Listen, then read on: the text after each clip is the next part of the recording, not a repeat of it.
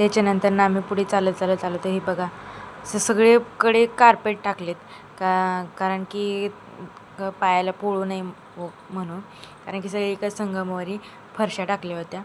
त्याच्यानंतर न इथं एंट्री होती आतमध्ये जाण्यासाठी, म्हणजे गोल्डन टेम्पल जिथं पाणी वगैरे आहे ना तिथं. तर इथून आम्ही खाली उतरलो.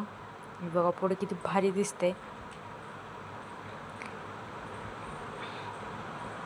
हे आलं गोल्डन टेम्पलचं मेन द्वार, म्हणजे इथून आपल्या आतमध्ये जाता येतं. हे बघा पूर्ण पाणी वगैरे आहे, म्हणजे चारी बाजूनी पाणी आहे ते आणि ते गोल्डन टेम्पल बरोबर मध्यभागी आहे बघा. आम्ही गेल्या दर्शन वगैरे घेतलं,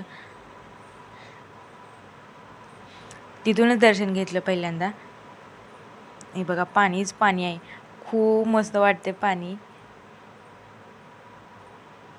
इथे सगळे भक्तिभावाने बसून हे करत होते, पाया वगैरे पडत होते. अंकल जे आम्हाला थोडीफार माहिती सांगत होते, इथे काय आहे तिथे काय आहे.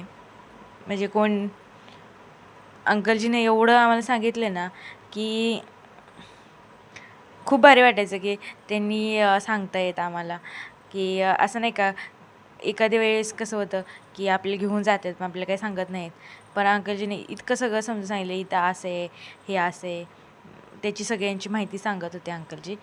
तर आम्हाला आश्चर्याची गोष्ट म्हणजे एक हिरोईन दिसली बघा. तिचं नाव भूमी पेडणेकर आहे. त्या पण पाया पडायला आल्या होत्या. त्याच्यानंतर आम्ही फोटो काढले त्यांच्यासोबत. त्या खूप गडबडीत होत्या, त्यामुळे 1-2च फोटो काढायला मिळाले. तर चला भेटू.